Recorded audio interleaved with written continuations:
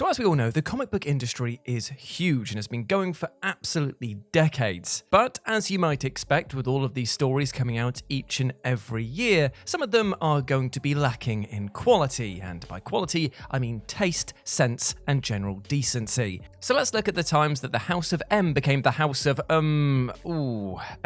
yikes. As I'm Jules, this is WhatCulture.com, and these are the 10 most inappropriate Marvel comic storylines ever. Number 10. Shang-Chi's racist backstory. In 2018, Marvel Studios took a huge, long overdue strides in black representation not only in the superhero genre, but in the film industry overall. 3 years later, Shang-Chi and the Legend of the Ten Rings did the same for the Asian community, though it had to rewrite a lot of lore and history in order to achieve this. You see, on the big screen, Shang-Chi's father was Wenwu, who was an incredibly compelling villain. In this, he was the dreaded leader of the Ten Rings and the holder of the artifacts for which his army was named. But in the source material, Shang-Chi's father was nothing like this. Instead of somebody who enjoyed development and real motivation, Shang-Chi's father was Fu Manchu, a character for whom Marvel acquired the license for that was essentially the embodiment of just about every negative Asian stereotype possible. Originally created as a generic villain with no other traits than the obviously stereotypical, Fu Manchu was no different when he came into the Marvel universe. He wished to conquer Western civilization for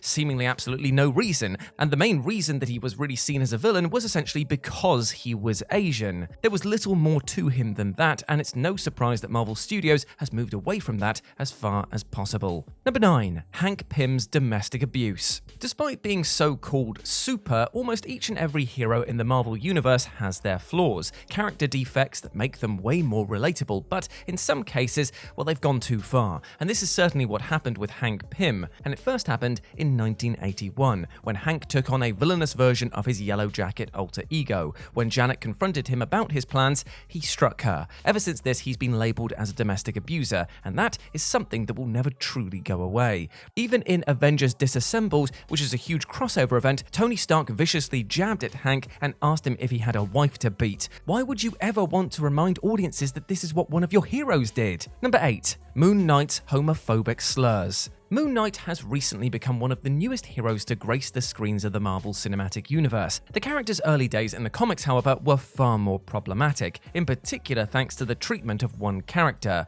Merkins was a valet for the rich playboy Stephen Grant, a far cry from the MCU version of the character, who was verbally abused by the so-called hero of the story. Back in the mid-70s, as part of a Marvel spotlight to see if Moon Knight could carry his own series, Merkins was introduced. He was one of the franchise's first characters to be written to be gay, and was unfortunately treated atrociously for it. And if that wasn't bad enough, it was Moon Knight himself that led the way. The character was ultimately spying on Stephen for a villain node as Conqueror Lord. However, while trying to get answers out of him, Grant used several homophobic slurs that are simply not okay. Looking back now, it's embarrassing that this was ever acceptable, and that Marvel ever actually depicted a hero as willing to say these things. Number 7. Spider-Woman number 1. In years and ages past, female characters within comic books were a far cry from what they are today. Enter the damsel in distress, ludicrously over-sexualized in skimpy and wildly impractical costumes, or both. Basically, women in comics were often not approached seriously or considered as real characters.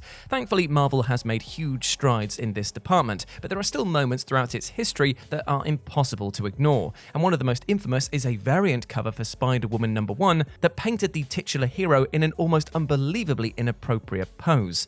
The artist in question, Milo Manara, was well known for his erotic art, so it's hardly surprising that his cover was explicit to the point of receiving a flood of complaints. While this is an inappropriate cover rather than the story itself, it became much harder to take the character seriously, so much so that Marvel had to censor the artwork. But this was unfortunately too little, too late. Number 6. The Ultimate Maximoffs. Though regular twins on Earth 616, or at least as regular as mutants can be in this universe, the ultimate versions of Wanda and Pietro grew far closer than brother and sister ever should. With Magneto's unashamed abuse of Quicksilver, he was driven into the arms of his sister as both a sibling and a lover. Now, this isn't Game of Thrones, and it should surely go without saying that incest should have no place in the pages of a Marvel comic book. Fortunately, Wanda was killed off before this abomination could go on for too long. However, unfortunately, this isn't the only example of family members getting way too close in Marvel's history, because number 5, incest between Hulks. Just because a comic book arc is popular, iconic, and critically acclaimed doesn't mean that there aren't aspects of it that should never have reached the page. One such book is Old Man Logan, the gritty take on Wolverine as he traveled across a dystopian, apocalyptic United States of America. Instead of the typical states, the land was split up into areas controlled by different villains of the Marvel Universe. Both Doom and Kingpin run a fair amount of land each, but the entire West Coast was known as Hulkland and was run by an entire gang of huge green rage monsters. Though there have been a plethora of different Hulks introduced across the pages of Marvel Comics, an entire family of them raises certain questions. Uncomfortable questions that gave even worse answers. You see, the Hulk gang were Bruce Banner's grandchildren, but this wasn't the only Hulk blood they had. The family that existed essentially to give Logan a reason to be desperate and leave home were a product of an incestual relationship between Banner and his cousin Jennifer Walters. They may have only played a small part in Old Man Logan, but it's still enough to make your stomach turn whenever you read it. Number 4. Ultimate Hulk's Female Company. The Ultimate Universe wasn't just home to a weird and disturbing version of the Maximoff twins, there was also a Bruce Banner that caused certain headaches to say the least for Nick Fury. After massacres in New York, Paris, Ireland, and India, Fury hired Wolverine to finally kill the Hulk. Banner killed 800 people in a fit of rage after Betty Ross dumped him for Freddie Prinze Jr. And even still, that's not the weirdest thing that the Ultimate Hulk did in this story. You see, Bruce had finally been tracked down to Tibet, and when Logan followed him there, he found that there was absolutely no women around. With no help from the locals, he traced the huge green rage monster to a cave within the mountains and saw him surrounded by almost 50 half-naked women. Though incredibly dangerous, Hulk is usually thought of as a hero, and even in this story where he was supposedly executed for the mistakes he made, there was no character development that really led to this. Hulk going into hiding is one thing, but essentially making slaves out of the entire female population of Tibet? Why? Why, Marvel, have you done this? Number 3. The sexual abuse of Carol Danvers. Now, there are some exceptionally powerful beings that populate the Marvel Universe. Characters whose powers, abilities, and general physiology allow for bizarre and unnatural things to happen. As for Carol Danvers, in spite of her strength, she was manipulated and abused like it was absolutely nothing. Similar to Wanda in WandaVision, Carol fell randomly pregnant and went through the entire gestation period within the space of several days. However, while Wanda willed herself pregnant in the MCU, this was actually forced upon Carol by another powerful being who had absolutely no right to control her body like this. When she gave birth, her baby boy grew into an adult within minutes and explained that he used Carol for her body to birth him into this world, bringing him out of another dimension known as Limbo. He forced her to fall in love with him, forced her to give birth to him, and then wiped her memories of the whole ordeal. In the simplest terms, Carol Danvers was essentially sexually abused by the son of Immortus, who called himself Marcus. And no one, and I mean no one, batted an eyelid. It's tone-deaf, insensitive, and even for a story published over 40 years ago, is utterly disgusting. Number 2. Norman Osborn and Gwen Stacy's children. Spider-Man Sins Past is famous for being one of the most poorly received story arcs in recent memory, and it's not hard to see why. Who could have possibly thought that having Norman Osborn fall in love with Gwen Stacy, sexually abuse her as the Green Goblin, and then father 2 children with her being a good idea? Reportedly, this was not the initial idea from the writer of the arc at the time. You see, Gabriel and Sarah Stacy were originally supposed to be Gwen and Peter's children, but the powers that be thought that this would age Peter too much. Now that's an understandable point, but surely there is a better alternative than this. The story was so bad that it was ultimately retconned almost 20 years later, with the children being revealed to be clones created by Harry Osborn and Mysterio as some form of mind games against Norman. Though the story may technically not be part of Marvel canon anymore, there is no erasing it from history or the memory of fans who had the misfortune of reading it. And number 1, Peter Parker's radioactive semen. Now, Marvel could have made the decision to have Peter Parker's entire body pulsing with radioactive energy. The touch of his hand could have caused serious damage to someone, for example. And if the writers were so set on such a dark story arc, that could have been fine, but this took things way too far. Spider-Man Reign, a mini-series released from late 2006 to early 2007, was based on Earth 70237 and was set 30 years into the future. Life was very different for Peter here, as he was retired from the double life of a superhero and had long since lost his wife Mary Jane. Though dead, MJ almost haunted Peter as a hallucination, which as far as some of the entries on this list go was relatively tame, right? But it was exactly how she died that was the most shocking part of this story. As the title of the entry suggests, she was the victim of Peter Parker's radioactive semen. Years of intercourse with Spider-Man had resulted in MJ having cancer, which ultimately killed her. Peter having lost MJ may have been important to the overall story, but there was absolutely no reason to make it this dark. And these are 10 more of the most inappropriate Marvel Comics storylines ever. Number 10. How Angel and Husk consummate their relationship. Now, Chuck Austin's 2000s run on Uncanny X-Men is one that firmly split opinion amongst longtime fans of Charles Xavier's band of merry mutants, and to make matters worse for Austin, his ham-fisted time on that title happened whilst Grant Morrison was wowing the world over on the new X-Men line. And amongst the many, many questionable moments of Austin's run was the relationship between Angel and Husk. There are so many weird elements to this situation, which came to a head in Uncanny X-Men number 440. There, when original X-member Warren Worthington III and the much younger Paige Guthrie became romantically entwined, Warren sits down to have a heart-to-heart with Paige's mother. And there not only does Angel explain how he's afraid of having something horrible happen to yet another love interest, he also reveals how Husk has already died whilst under his supervision and how he managed to revive her. Despite the age gap between Angel and 19-year-old Paige, her mother is apparently all for Warren becoming an official item with her daughter. And not just that, but Husk berates Warren about how she is of legal age to make her own mistakes in most states.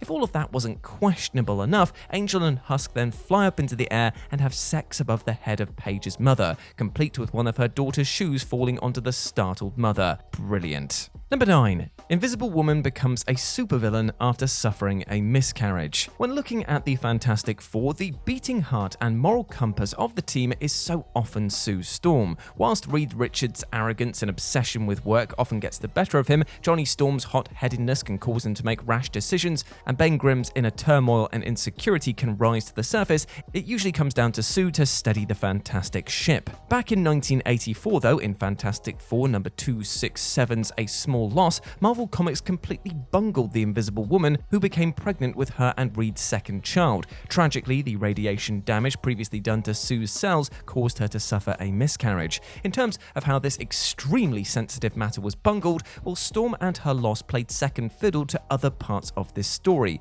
Firstly, so much of the focus was on whether or not Reed and Dr. Octopus could coexist to help save their unborn child. Secondly, once tragedy does indeed strike, everybody just gets on with their business as usual, whilst leaving Sue alone with her grief. To only do further injustice to the Sue Storm character, Marvel Comics then had Sue don a bondage-style outfit and become a supervillain known as Malice. Sure, this was due to a scheme from Psycho Man, but still, this was all so misguided from Marvel. Number 8. Cyclops and Emma Frost hook up on Jean Grey's grave.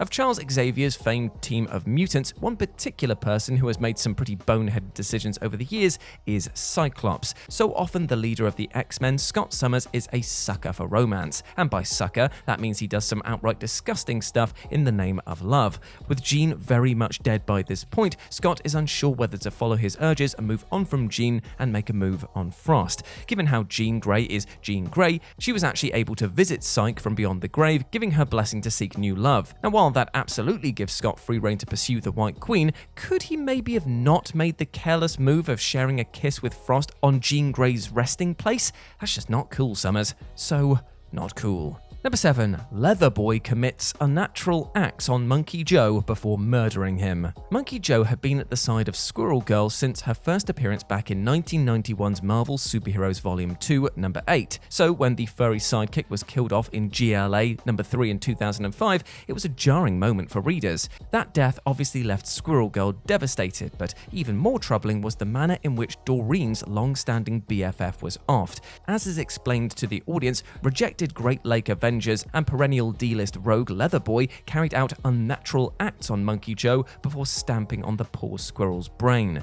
Death in comics is always a rough, emotional subject, and likewise the death of an animal is doubly rough, but to have it insinuated that Leatherboy had his wicked way with Monkey Joe before the creature was then murdered makes it all kinds of disturbing. Number 6. X-23's teenage sex worker origin. What some may not know is that X-23 was first introduced in the X-Men Evolution animated series in 2003. There she was shown as a Wolverine clone engineered to wipe out Logan. By the time of her comic book Bow the following year, a more murkier and more questionable element was added into the formative days of the young Laura Kinney. Well, rather than going straight from a Weapon X lab to meeting and eventually trusting the X-Men, X-23 was first seen working as a teenage sex worker who specialized in dealing with clients with all kinds of creepy and torturous tastes. beasts. Working for a sinister pimp named Zebra Daddy, the decision to bring Laura into the comics in such a way was at best questionable and at worst outright ridiculous. In fact, it's a testament to the X-23 character and subsequent writers for getting Laura back on track in the comics and making her such a beloved figure.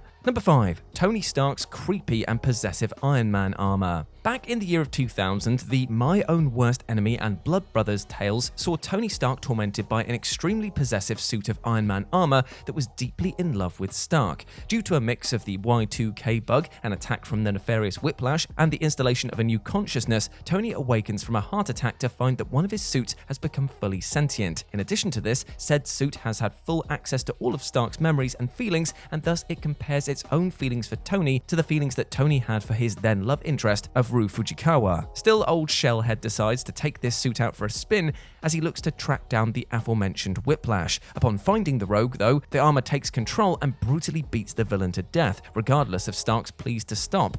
By the next issue, the sentient Iron Man is threatening Fujikawa's life and soon engages in an all-out fight with Tony Stark. Easily besting his creator, the armor kidnaps Tony and takes him to an island in the Pacific, where the pair later do battle once more. In a twist ending, though, this battle causes Stark to have another heart attack, a fatal one for that matter, and this results in the smitten, obsessive Iron Man suit removing its own heart and placing it in Tony's chest in order to save the armored Avenger's life. Number 4. Nightcrawler becomes the Pope. Much like hearing the words "one more day" puts a cold shiver down the spine of Spider-Man fans, the mutter of "holy war" amongst X-Men readers will generate a similar and very uncomfortable reaction. Again, from Chuck Austin's run on Uncanny X-Men, this tale finds Kurt corrupted by a villainous group of the Catholic Church who seek to erase any and all mutants. As part of this scheme, these sinister sorts have Kurt shapeshift into the form of the Pope. In a loose sense, it's not the central plot of Holy War that's particularly inappropriate, but more in how poorly handled all of it is. What could have been a nuanced and thought-provoking delve into the extremisms of Catholicism, it instead delved into a ham-fisted, cartoonish, zany way that made it impossible to take seriously. Far too bonkers to be cited as an exploration of problems with the Catholic Church, Holy War is just an all-round clusterfuck of the highest order. There's a small semblance of a point to this story, but any points of validity are definitely lost in a sea of cartoonish slapstick. Number 3. Hulk's cannibalism and shit analysis. While the Ultimate Universe has provided some brilliant moments and characters, there have been plenty of times where this corner of Marvel Comics just left fans in puzzled bemusement or disappointment at what they'd just seen. So step forward, The Ultimates. Launching in 2002, this was a title that saw Mark Millar and Brian Hitch provide a modern-day update on the famed Avengers. Set in the confines of Earth 1610, the Earth's mightiest heroes, initially consisting of Nick Fury, Captain America, Iron Man, Wasp, Giant Man, and Thor, of this realm went by the name of The Ultimates. While several takes on beloved characters very much split opinion in The Ultimates, likely none irked longtime fans more as seeing the depiction of this Hulk. And in particular, the events of The Ultimate number 13 left readers flabbergasted at the antics of the Green Goliath. Here, the nefarious Herkleiser, having got the better of Fury, Cap, and company, meant that the Hulk was finally sent into battle. As part of this, a bunch of S.H.I.E.L.D. personnel beat the utter piss out of poor Bruce Banner in order for him to transform into his alter ego. Thrown from a helicopter, Banner transforms in just enough time to tackle Kleiser, beat him to a literal mush, and then eat him. Yep, that's right, the Ultimate Hulk is a cannibal. Taking this to an even stranger level, the Ultimates later wait for the Hulk to shit him out so that they can analyze and fully destroy the rogue's remains.